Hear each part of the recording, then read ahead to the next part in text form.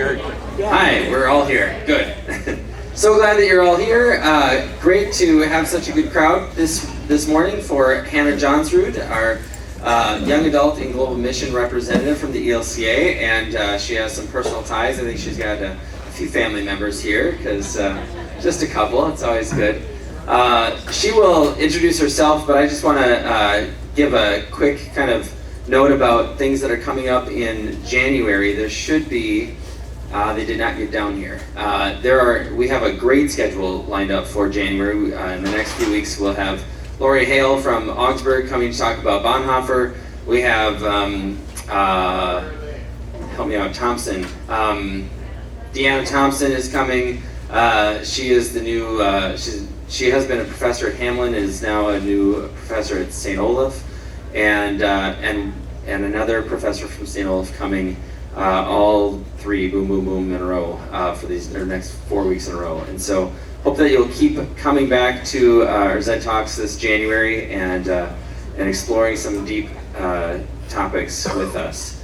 Hannah's trying to figure out the mic. We'll figure that's right.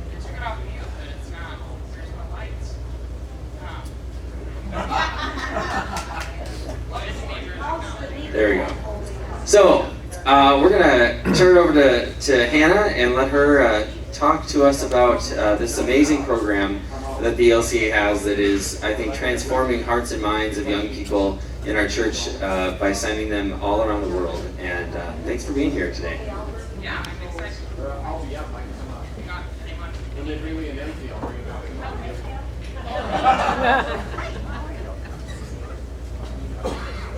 So high tech over here. Okay. All right. I will start with this one. Good morning. I hope you all are doing well today. I'm very excited to be with you. I am Hannah Johnsrud, as I was introduced. I'm the oldest granddaughter of Al and Nancy Johnsrud. So I've got them and my aunts and uncles and cousins, and everyone is here. So it's really exciting to be with you and to get to spend some time with family. This is the first snow I've seen in over a year, so I'm excited, but I understand you aren't. So I'm really excited to be with you today to share a little bit more about myself and my year of service, as well as this Young Adults in Global Mission program, which is a wonderful program of the ELCA. So first and foremost, like I said, my name is Hannah Johnsrud. This is a picture of me that was taken about a year ago today on the feast of the baptism of our Lord. This is the Jordan River.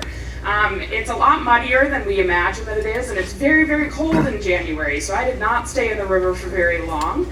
But I was there to celebrate my baptism and the baptism of our Lord, which was a really special time. I grew up out west in Seattle, the eldest daughter of Barry Johnsrud, who's the oldest son of Al and Nancy. But I went to school in the South, in Tennessee. I majored in Middle Eastern Studies and Classical Music Performance at Vanderbilt University, down in Nashville, Tennessee, y'all. So if you hear me say y'all, that's where it came from. I picked up a couple of those. And I had the first opportunity to travel to the Middle East through that. But after I graduated from college, I knew that I wanted a different kind of experience to be able to go out and serve the world as a part of this Young Adults in Global Mission program. Here's a bonus picture of me as a baby on my baptism. So just a bonus picture, you know. So before we get started, I want to go ahead and give you all a bird's eye view of kind of my placements, where I was for the last year. So I served as a Young Adult in Global Mission in the Jerusalem West Bank cohort, or JWB. I lived in a town called Beit Zuhur, which I'll tell you a little bit more about later. And my main placements were teaching kindergarten through second grade English as a teaching assistant at the Dar al-Kalima Lutheran School, which is located in Bethlehem. And I also served as a communications assistant at the Dar al-Kalima University College of Arts and Culture, which is also in Bethlehem. So those are kind of just a basic idea of what I was up to for the last year, and I'll share more stories about all of those things. How many of you, show of hands, this is participatory by the way, I should warn you, show of hands have seen The Martian, the movie The Martian, Matt Damon? It's a good movie, you should watch it. Anyways, it was filmed here in this place. This is located in Jordan. This is called Wadi Rum. It's a beautiful desert reserve with beautiful red sand, and so they often film movies that are located in Mars here. It was wonderful to get to be there. So first I want to tell you just a little bit more about Young Adults in Global Mission, or YAGM. You can kind of pick your own vowel on that too, so if you prefer YAGM or YAGM, you can do that. I say YAGM. Being from the West Coast as I am. So the YAGM program is a program of the ELCA, of the kind of the big overarching Lutheran Church. And it's a program for young adults ages 21 to 29. We go into service in 12 countries across the world on 6 different continents. And we go to serve through a model of accompaniment, which I'll tell you about in just a second. And it's a wonderful opportunity to engage in service with the world and to learn more about yourself. So I learned a lot about myself and my place in the world and kind of these systems that we're a part of as part of the global church. So here's a little snapshot of where we were at in the world. These programs change from year to year. So actually in 2020, 2021, we have a brand new program opening in Nepal, which we're very excited about. A couple of these placements where we served have closed due to visa difficulties, which is the most common reason that that these programs close. But we also reopened our program in the United Kingdom, which is very exciting. Service looks a little different in each of these places. I taught English, which is actually not particularly typical. It's what I think a lot of people think of when they think of missionary service or going out into the world to serve. But Young Adults in Global Mission serve in a lot of different ways, and ways that are as varied and diverse as the communities that they serve. Many Young Adults in Global Mission work in after-school clinics. Some serve as nursing assistants if they have backgrounds in medical fields. Even one young woman in my not in my cohort, but in the larger program, grew up on a dairy farm in Minnesota, and she had that experience and was really passionate about cows. And so when she was called into service as a young adult in Global Mission, she was placed in Senegal on a dairy farm. And she got to learn about the process of dairy farming and accompany the Senegalese people through that. So it's not just teaching English. Really, we are called to serve in a way that helps our companions. It's not the traditional model of missionary service. So here's the participatory thing again. When you hear the word missionary, what do you think of? Kind of just shout it out. Mormons, that's a good one. And what do Mormons do? How do they mission? They walk around and convert people, that's right. So I was really uneasy, to be completely honest, when they said, oh, there's this great program where you can be a missionary in the world, and my whole body kind of went, ew, I don't know about that.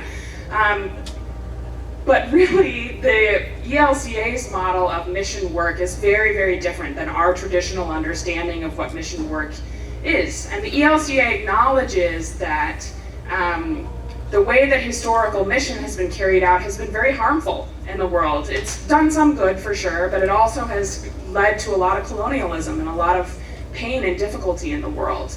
So this historical model of mission work, which you can see on the left-hand side here, says that I've got God on my side. Like, I know about God, and I'm going to bring God over to these other people who don't know about God, and they need to be saved, right? We've all heard that kind of idea, that we'll bring that to the poor people of Tanzania or the poor people of Rwanda. Well, the ELCA's model of mission is called accompaniment, and it's very different. It says that we're all a part of God's story, we're all a part of God's world together, and we're all a part of that mission and ministry. And so by serving through accompaniment, by this invitational relationship that we're in with these sister churches that are across the world, we can learn more about God's story, about what God is up to in the world. We can learn more about our stories, about what it means to be an American Christian. We can learn more about what it means to be a Christian in another part of the world, and together we can learn how we're similar and how we're different. So it's a very, very different model of mission work, focusing on accompaniment, on walking alongside and being together. So even though I was a teaching assistant and a communications assistant, really the number one item on my to-do list every day was be in relationship. be living alongside the people of the Holy Land, experiencing their stories and living together. Does that make sense? So this photo is one that I think really encompasses the accompaniment model. It was taken actually on my first day, first full day with my host family. My host grandfather owns and operates a restaurant in this town of Beit Zahor, and they often have traditional Palestinian dance celebrations there for tourists, and so I was invited on my first day. This is Jenna. She's another young adult and global mission volunteer who was placed in Jerusalem and the West Bank. And I'm not much of a dancer. I have, as they say, 2 left feet. So I was standing on the outskirts of this big dance circle that was going around, and this young man saw that I was on the outskirts taking pictures, not participating in the dancing. And he stepped forward and he offered his hand to me and he said, "Come, join the dance." And that's really what accompaniment is about. It's about being invited to participate in life in all of its different aspects and all of its joys and sorrows, which I'm excited to tell you a little bit more about. So are there any questions about the overarching program before I move on to some stories from my year? Anyone? Okay, nope, we're moving on. That sounds great. So now we're going to talk just a little bit more about my year of service in Jerusalem and the West Bank and what the particularities of being a YAGM in JWB look like. So first of all, looking at this accompaniment model, who was I accompanying? Well, we're always looking to accompany the local people, particularly Christians and particularly Lutherans. So I was living among the Palestinian Christian people. I lived with a Palestinian Christian host family, and I worshiped alongside a Palestinian Christian congregation while I was there in the Holy Land. And I don't know if any of you have been to the Holy Land, but when you go to the Holy Land, typically you go and you see lots of churches and lots of old stones that are there and kind of marking these very significant events in our faith that have happened in these places. And many American Christians in particular will go and they'll only see these old stones, these dead stones, as the Palestinian Christians say. And I was there to be among the living stones, the Palestinian Christian people who have been living as Christians since the time of Jesus. So really I was focusing on accompanying the Palestinian Christians and being in relationship with them. Now I think this quote really sums up what our overarching mission was to be in the West Bank, to be in the Holy Land. This is a quote from the Bishop of the Evangelical Lutheran Church in Jordan and the Holy Land, which is our companion church in the Holy Land. And Bishop Azar said, "You do not come among us to save us or to fix our problems, nor do you come among us as tourists or guests. Instead, we receive you as siblings in Christ. We welcome you to walk hand in hand with us. We hope you will rejoice when we rejoice and weep when we weep. We invite you to experience our lives as Palestinian Christians living under occupation, to hear our stories, and likewise to share your stories with us." So that's really what it means to be a young adult in global mission in the Holy Land, accompanying this Evangelical Lutheran Church in Jordan and the Holy Land. Now I have a couple caveats for you here. So living in Jerusalem and the West Bank, or in Israel, Palestine, is a complicated place to live. For the local people as well as for Americans that are traveling there or living there. You heard in that quote from Bishop Azar that they are the Palestinian people living under occupation. Now, saying that in the United States feels a little uncomfortable. We have kind of this visceral reaction away from the word Palestinian and away from the words Israeli military occupation.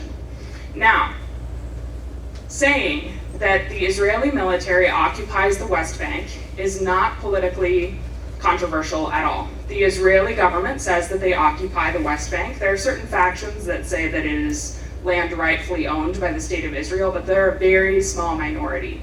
And the occupation was something that I experienced every day through the lives of my companions. It affects every aspect of their lives, So by being in relationship with them and by being in community and accompaniment with them, I learned a lot about the occupation. And I can't share about my year without talking about the occupation.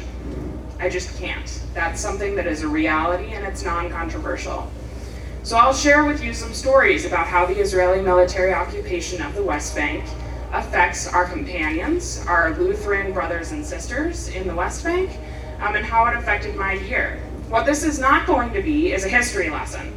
So I'm not going to tell you what happened in 1948 and what happened in 1967 and how this all kind of broke down. I'd love to have a conversation with you, kind of follow up about that later. It's something I love to talk about. I'm a bit of a history geek, but that's not what's going to happen here. What's going to happen here is focusing on stories of relationship, and that may involve the occupation. Does that make sense? Great. Caveat number 2, woohoo! There are a lot of names for the places where I lived. You can see some of them up here, and they all have different political significance, and they all mean different things religiously. Often I will call it the Holy Land because it kind of avoids a lot of that political wrangling that goes on, which is why our companion church is the Evangelical Lutheran Church in Jordan and the Holy Land. But you may also hear me call the place where I lived Palestine. The most important reason that I call the place where I lived Palestine is that that's what our brothers and sisters in the Palestinian Lutheran Church call their homeland, the land where they have lived for thousands of years.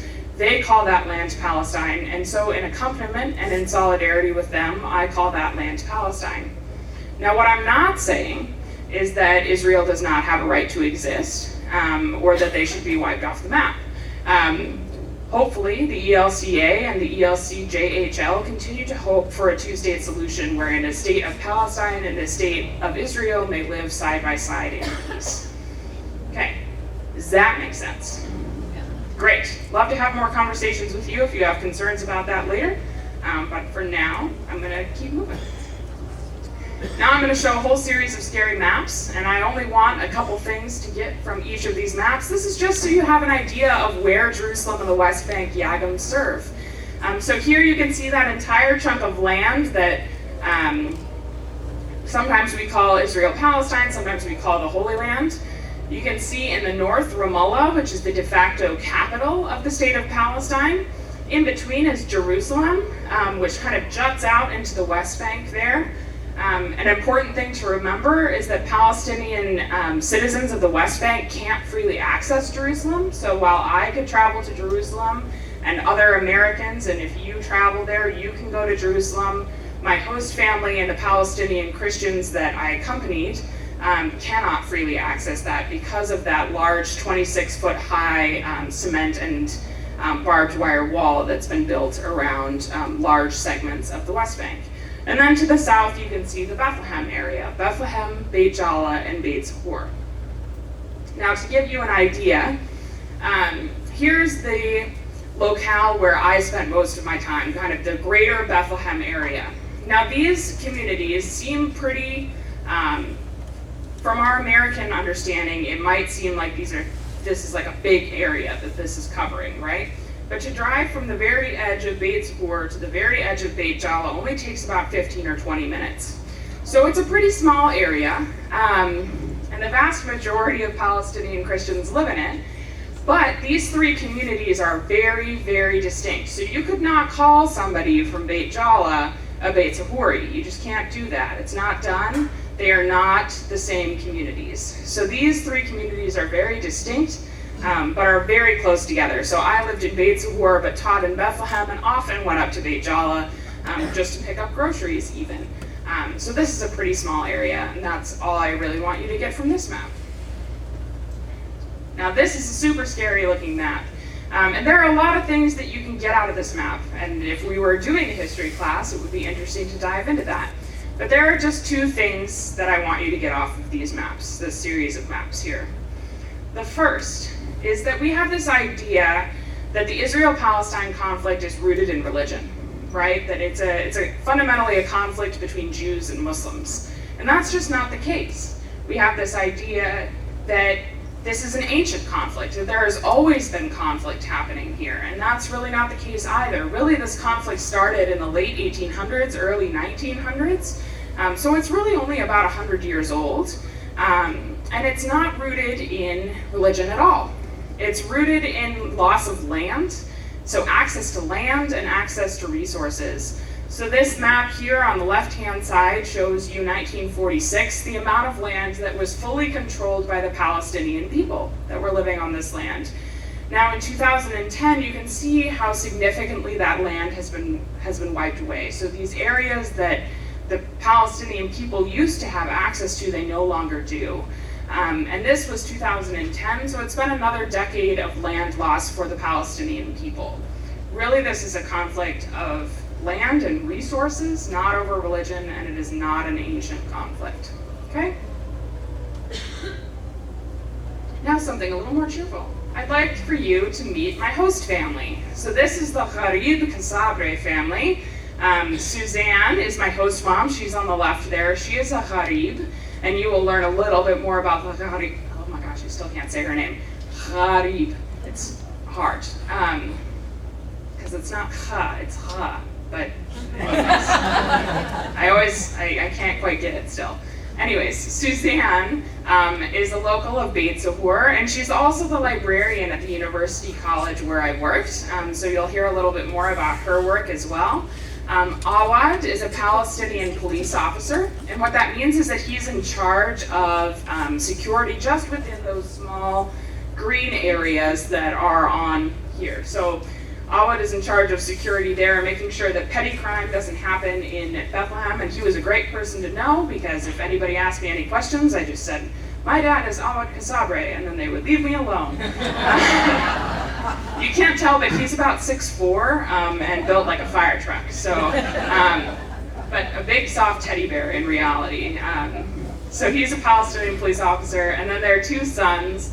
Kais is the little one, he just turned 4. And Wasim is, oh gosh, he just turned 8. So it was very loud being in their house. It's been a long time since I've lived with little guys. And it was a real honor to be a part of their family, even when it was exhausting because they were waking me up at 6 a.m. because Wasim was playing Fortnite and Kais really loves Baby Shark, and so there was a lot going on at all hours of the day. But it was a real honor to be a part of their family and to get to celebrate along with them all sorts of things. This is Suzanne's family. This is the Gharib family. And as I mentioned, they are local to Beit Zahur, this town where I lived in. So these are all of Suzanne's brothers and sisters and nieces and nephews and her parents. And we got together every week on Sunday afternoons after church to celebrate together and to eat a huge meal because food is an incredibly important part of Palestinian hospitality. And I got to learn a lot about what it means to be a part of a Palestinian family by living alongside them. And I got to learn, again, about what it means to be Palestinian, what it means to have these deep connections to the land. Now, this family has lived in Beit Zahur for as long as they can remember. They know the names of their ancestors for 800 years that have lived on essentially the same piece of land, harvesting hummus and olives and all of these different things. They've lived on this piece of land for 800 years at least. They just stopped knowing the names after that point. Now, I mentioned, I have roots down here in Minnesota, but I grew up on the West Coast. I went to school in Tennessee. I've traveled throughout the Middle East. I don't have those kinds of connections, and I think it's really hard for us as Americans to understand, what it means to have that kind of deep, hundreds and hundreds, if not thousands of years old connection to a particular piece of land. Something we hear a lot in the news is, well, why don't the Palestinians just move? Why don't they just move over to Jordan, and then the conflict will be over? Well, this family is not from Jordan. They haven't lived in Jordan. They don't know that land. This is their land that they've been living on for hundreds of years. So I think that's something to kind of keep in mind, how long this legacy has been going on. Now, here's pop quiz time, okay? Now, I lived in a town called Beit Zahur, and in Arabic and in Aramaic, the language that Jesus spoke, in in his daily life, town names have a lot of meaning. Now, Beit Zuhur in Arabic and in Aramaic means the house of those who stayed vigilant at night. And it's located just outside of Bethlehem. So what biblical story happened in Beit Zuhur? Ooh, does anyone know? The shepherd's fields. I put a little hint there, some sheep that were outside my house. And they do just show up. It's a very modern city, everyone drives cars and does things just like we do them here, and then sometimes a whole flock of sheep comes down the road. It's a little strange, but also really cool. So this community, and this is one big reason why Beit Zuhuris, the people of Beit Zuhur, do not want to be called like they're from Bethlehem, is because this is the town where the shepherds lived, and they have this very, very long legacy. They're very proud to be the descendants of, the opposite of ancestors is descendants. The descendants of the people that were the first to hear that Jesus Christ was born in Bethlehem. Now, Beit Zuhuris are also notorious gossips. It's a very small town with kind of a rural feel still. So everyone knows everything that happens all of the time. And so there's a joke in Beit Zuhur that the angels came to Beit Zuhur, to the shepherds in Beit Zuhur, because they knew that if they told the people of Beit Zuhur that Jesus Christ was born in Bethlehem, that everyone would know about it in very short order. So this is the legacy that I stepped into, right? When I came to serve, when I was invited to serve among these people, I stepped into a legacy that is thousands of years old, since the time of Jesus. People often ask my host mom, when did you convert to Christianity?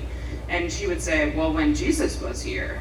And I don't know what it means to have that kind of legacy as well, but it was a real honor and a privilege and very inspiring to my faith to serve alongside these people and to live alongside them. Now, the occupation does affect their lives in a lot of ways, and I said earlier that this is a conflict over resources, and water is one of those key resources that there is conflict over. Now, this is a picture of the water tanks that are on top of my family's home, and we were very lucky because we also had a well. The Middle East is generally a pretty water-poor region. There's not a ton of water to go around. However, underneath Bethlehem, the Bethlehem area, Bethlehem, Beit Zuhur, Beit Jala, there is a massive water reservoir. So there's plenty of water for the people that live in the West Bank, for Palestinians, as well as for Israelis in neighboring Jerusalem and in neighboring Israeli towns. There is plenty of water to go around. However, the Palestinian people do not have any control over anything that is located under the ground, and they do not have any control over their own airspace. So they're not able to dig new wells. My family's well is ancient, which is why we have it and have access to that water. But there is no way to dig new wells. And all of the water that comes from this reservoir underneath Bethlehem is sold by the Israeli government and then sold a number of times and marked up each time before it's sold back to the Palestinian people. And they have, the Israeli government and Israeli military has complete control over when that water flows. So in the winter, it might be once every 14 days that water flows into the municipal tanks so that they can be distributed into these tanks here. In the summer, it might be as little as once every 60 days that the Palestinian people have water. So you have to be very, very careful about how you use water. I had to learn an entirely new way to do dishes. I had to learn to shower a lot less frequently, just so that we could preserve this precious resource. Now, the World Health Organization says that you should have access to 120 liters of water a day a person to live a safe and healthy life. Now, the Palestinian people on average have access only to 70. The Israeli people have access to more than 180 liters of water a day. So it's not just an issue of there not being enough water for everyone to live a safe and healthy life, it's that the Israeli people have access to significantly more water, and the Palestinian people do not have access to enough water to live a safe and healthy life. My little host brother, Kais, he loves to swim, but he thinks of swimming as dipping his hands into a bowl of water, because that's how he's able to swim. So even on those hot, hot days, My little host, Brother Kais, will just get out a big bowl, like a big mixing bowl, and fill it up with water, and he says, "I'm going swimming." But that's not swimming, and that's not how a little boy should live. The way that it affects these little boys is one of the hardest things about it for me. They really became my brothers, people that I love very, very dearly. And my host mom, Suzanne, often shared how she struggles with how to raise her boys, her sons, in this extremely difficult circumstance. It's very, very difficult. How do you teach somebody to love their neighbors, to love their enemies, when the only interaction that these boys have with Israelis is the soldiers that are holding guns to their head? It's a very difficult situation, right? And so Suzanne struggles a lot with how to do that and how to give her children the best opportunities. So you may have heard that the number of Christians in the Holy Land is decreasing very, very quickly. And that's not because of their neighbors, the Muslims. They really are neighbors and live together. It's because they don't have enough opportunities. They don't have safety or basic human rights. And so Christians have the opportunity to leave. It's much easier to immigrate as a Christian than it is to immigrate as a Muslim. And so Christians are leaving the Holy Land in very, very significant numbers. Just 2 decades ago, it was about 12% Christian. Today, it's less than 2%. So the problem of Christians leaving the Holy Land is very, very significant. And it is a direct result of the Israeli military occupation. I got to see kids a lot, and it was something that was very difficult, but also brought a lot of joy to me. These are my kindergarten students. They're Tamhidi, which means they're preparing for first grade. This was taken on my very last day of work. And I got to serve as their teaching assistant. So hypothetically, I was there to teach them English. Really what it meant is that I sang "I'm a Little Teapot" about 800 times a day. It was a real hit. They really loved "I'm a Little Teapot." "Itsy Bitsy Spider," not so much of a hit. But they brought me so much joy because these little guys don't really know the realities of their political situation. They just know that they're kids and that they love Baby Shark and they love to sing and they love to go to school and play with their friends. So it was a real joy to be among them and to serve alongside these wonderful Palestinian master teachers. My grandpa's a teacher by trade. I don't know how he did it. I never want to teach again. It is so hard. Not a vocation I have, as it turns out. It was wonderful for a year and now I'm done. But I got to see these master teachers, these Palestinian teachers who do have that vocation and get to teach these kids who are really going to be the future of the Holy Land. And because it's Christmas time, it was one dreary December day when I came into class and saw this. I was really crabby. It was 7:30 in the morning and it was cold and it was wet and I did not want to go to school. And I walked into class and I saw this. And I said, "What is going on?" And my Palestinian head teacher said, "What, kids don't dress up as Santa Claus in America?" And I said, "No." So for about 3 weeks, my students came to school every day dressed as Santa Claus because they're so excited about Christmas. And that's a Palestinian tradition, to dress up as Santa Claus. Now, one of the things I love about this picture is that 60% of the students that you see in this picture are Muslim.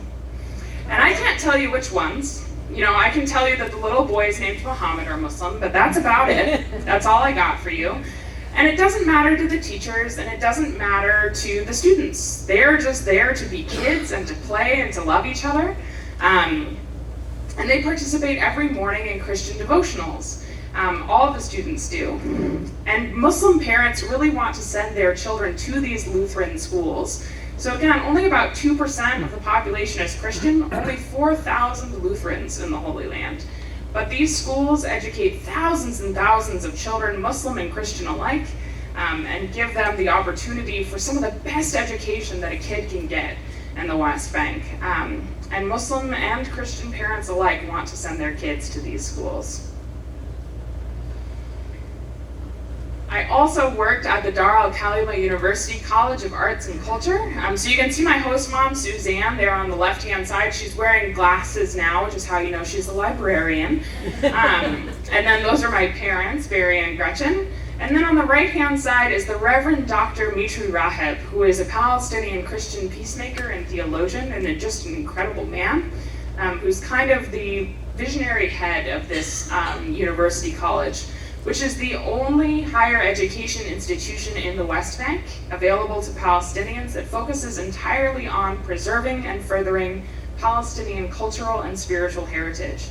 So they do everything from the fine and performing arts, the visual arts, graphic design, culinary arts. If you ever travel to Bethlehem and stay in a hotel there, it's pretty likely that the chef at your hotel is a graduate of this tiny Lutheran University college. And it's also pretty likely that if you have a tour guide in Bethlehem who is Palestinian, that they were trained by this Lutheran University college. Only 4,000 members of this Lutheran church, again, but such an incredible impact on their wider community. Now this picture is cool because it showcases one of the more incredible ministries of the university college. You can see that we're all holding books. Now you need books to be able to learn. But where do you get books in the United States? Like if you're not at a local bookstore, like you should probably, but practically, where do you go to order books on the webs? Amazon. And Amazon doesn't really think that Palestine is a real place or that Bethlehem is a real place. So you can't actually ship from Amazon to Bethlehem. You can ship from Amazon to Israel, which is maybe a little politically significant somehow. But I told you earlier, right, that my host family and the Palestinian people that live in Bethlehem can't access Jerusalem. So they can't go to Jerusalem to pick up these books that were shipped to Jerusalem. So they have no access really to these educational materials. So the way that my host mom and Pastor Mitri dreamed up a way to fill up this library is that when American tourists and pilgrims come, they often say, how can we help? How can we help the Palestinian Christian people? They said, bring us books. So this entire library, 10,000 items, has been carried by hand by American and German and Canadian tourists and pilgrims who pack the extra space in their suitcase with books and take them physically across the checkpoint and into Bethlehem so that these Palestinian students can learn. They call it the suitcase ministry, and it's a really, really special ministry. Not that I would know personally, but they send out a list of recommendations. There is actually an Amazon list, an Amazon wish list of books that they need. Pardon me. We'll be going in May, and if anybody wants to send books, talk to us. Yes, do that. Send books. We love books. These are just a couple of fun pictures because it's Christmas time. Still is only the 11th day of Christmas, so it's still Christmas. These are just some pictures of Christmas in Bethlehem, which is a big, big celebration that lasts many, many weeks because the Roman tradition, so the Latin tradition, celebrates on the 25th. The Eastern traditions celebrate on the 6th. Oh, it's Christmas. I need to message my host family. Oops. Thank you for reminding me. Tomorrow is Christmas. So they celebrate on the 6th, and then the Armenian Christians celebrate on the 12th. So it's 3 weeks straight of Christmas involving parades and lots of delicious food and so much food and lots of wine and chocolate. And it's a really fun celebration. You can see on this left-hand side here that the parades involve something that I was not expecting, namely bagpipes. The Palestinian people love bagpipes a lot, so they use them all the time, indoors, outdoors, in parades, hundreds at a time. It's very, very loud, but also really cool to see these scout troops, which are kind of a mix between our American scout organization and a marching band. And they participate in parades for every conceivable reason that you can think of. Now, you've seen and heard about my year of service, and there are more than 70 young adults from my year who have similar experiences and very different experiences at the same time all across the year, all across the world, who have these transformational experiences with our companions all across the world, who learn about our faith, what it means to be Lutheran and what it means to be Christian and how that's different all across the world, but also what it means to be a part of this global world. Talking about systems of occupation and oppression and poverty and race, but also how God is present through all of these things. I learned so much from our companions, how to be resilient and how to have hope despite very, very difficult circumstances, as well as what it means to be an active and loving church in the world. Like I said, only 4,000 Lutherans in the Holy Land, but they're doing such incredible work in their schools, in their hospitals, to really transform the lives of the Palestinian people. It's a real honor to serve alongside them. So I often get asked, what can we do?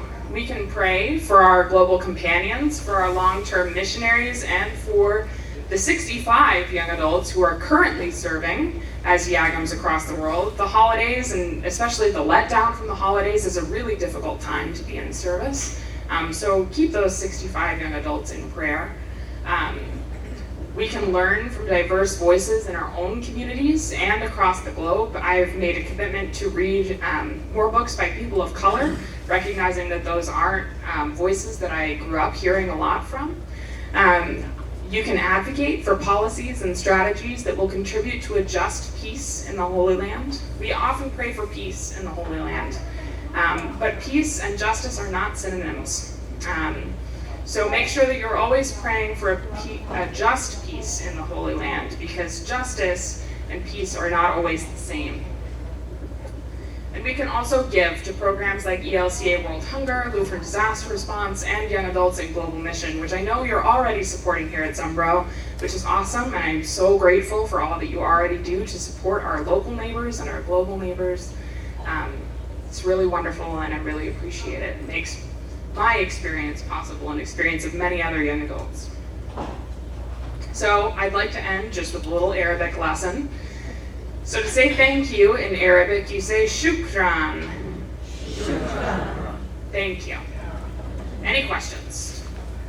Yes? As an advocate for young adults in global mission, do you have any voices of where you go?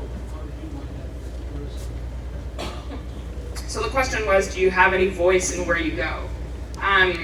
The answer is kind of. So they call it a process of mutual discernment. So what that means is that you get a list of the country programs that are available, and you get to kind of rank them and say, oh, I'm really bad at Spanish, please don't send me to Mexico or Argentina, Uruguay. You kind of get the opportunity to do that. And then there are a series of interviews that happen. And those interviews are designed to kind of suss out what your skills and your passions are, and how you might be able to match up with the needs of our global companions. Because we're so focused on accompaniment, which is primarily invitational, we can't just say, I want to go to Cambodia, and I'm going to go to Cambodia, and I'm going to start an after-school program. That's not how it works. The Cambodians say, we have a need for an American to come in and serve in a drug and alcohol rehabilitation clinic in this city in Cambodia. And so by doing this process of mutual discernment, they're able to match up volunteers with their skills and passions with the places where they can best serve our companions. Jerusalem and the West Bank made a lot of sense for me. Excuse me, goodness gracious. Because of my Middle Eastern studies background, I already spoke Arabic. So it made a lot of sense for me to go to Palestine, where they speak Arabic, and I had a background. The other country that I interviewed for was Central Europe, and I didn't understand that at first, but it turns out that the Serbian Lutheran Church runs several refugee homes and transitional programs for refugees, especially from the Middle East, who are coming through Central Europe. So had I served in Central Europe, I also would have been using my Arabic and my passion for the Middle East there as well. So that's how that process of mutual discernment works out. Other questions? Yes?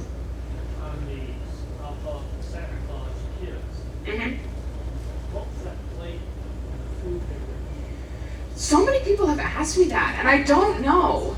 I don't recall. I think they were planting beans, to be honest. Like, not actually eating beans. Yeah. What's being discussed?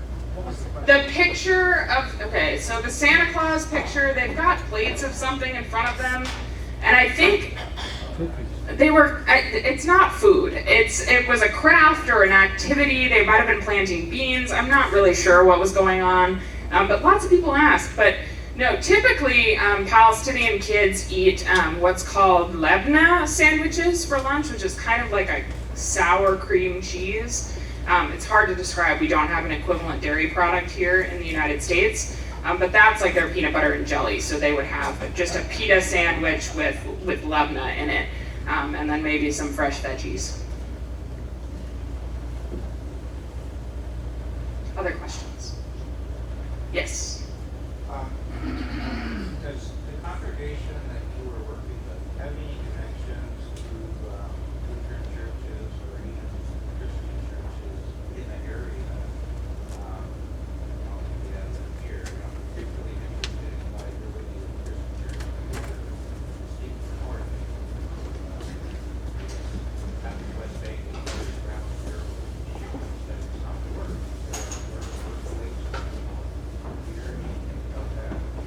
Yeah, so question was about the congregation that I was a part of, their connections to other local churches. So the Lutheran Church in Jordan and the Holy Land has 5 congregations that are located mostly in the Holy Land, but then also a congregation in Jordan.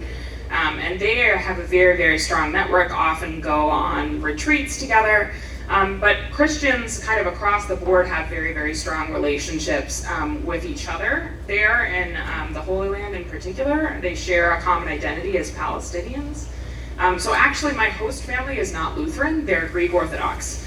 So I learned a lot about Greek Orthodoxy while I was there and a lot about what it means to be in ecumenical relationship. Gosh, I wish I had a picture. Maybe I do. I don't.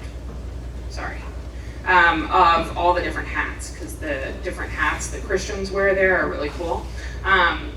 But learned a lot about ecumenical relationships, and they're very connected with each other and always come and support each other in all holidays, and that's why you celebrate all 3 Christmases. And also because Christmas is fun. Yes? So now that you're done, do you have the opportunity to go back and continue, or do you just move on? That is a great question.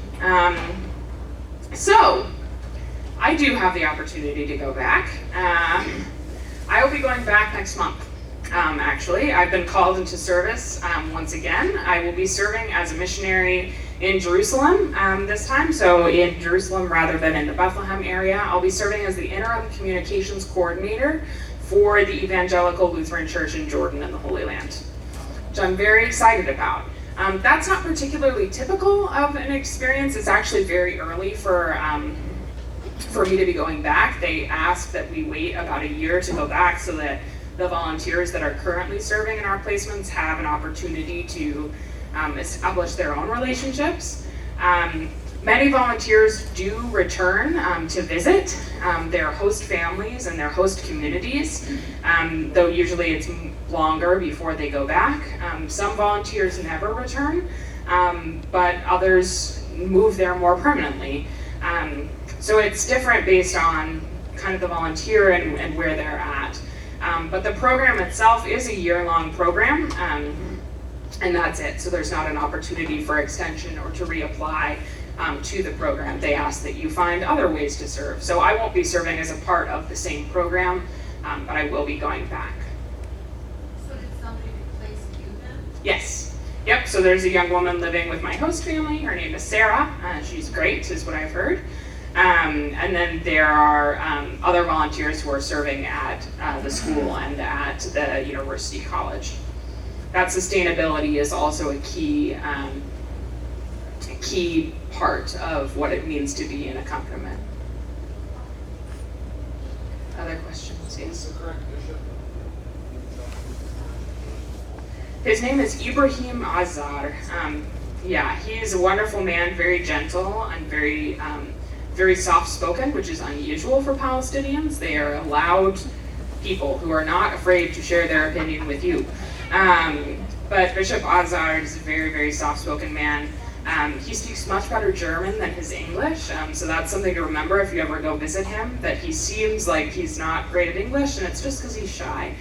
He's a very wonderful man with a very pastoral presence. Well, a lot of these churches, ELC, JHL, were German mission plans. Yes, exactly. So that was something that surprised me, coming from a Scandinavian Lutheran background, is that the Lutheran Church in Jordan and the Holy Land was established by German missionaries who came and said, Luther is pretty cool, and they were like, we agree. And so that's how we ended up with Lutherans in the Holy Land. It's actually the only Protestant church in the Holy Land that is officially recognized, or no, the Episcopals also are, I think, and have a local congregation. So yeah, it's a very German church with very German understandings of things. Slightly different order of worship. I think the confession goes someplace else. It was unsettling for me. But anyways. Yes? So in your day-to-day life, did you use your Arabic? Oh yeah. Yeah, all the time. But the funny thing is that, especially with the kindergartners, though that didn't work out super great for me, because kindergartners, I don't know how many of you interact with English, kindergartners who speak English, but they don't really speak English yet, like they're still figuring things out. So in the same way, Arabic-speaking kindergartners don't really speak Arabic yet. They kind of are garbling everything. And then also, funnily enough, if you go to an American university and you learn Arabic, they teach you lots of things about like politics and Islam, and I can have very complex discussions about dictators and political systems, and then I go into this kindergarten classroom and none of that vocabulary is useful at all. Who would have thunk? So then the kid comes up to me and says something to me, and I'm like, I don't know what you said, and I ask my teacher, and he's like, oh, he said he has to go to the bathroom. Okay, well, I didn't know that. So I learned a lot very, very quickly about kindergarten Arabic. I had to learn all my colors again, which was exciting. But the economy in Bethlehem is also very reliant on tourism.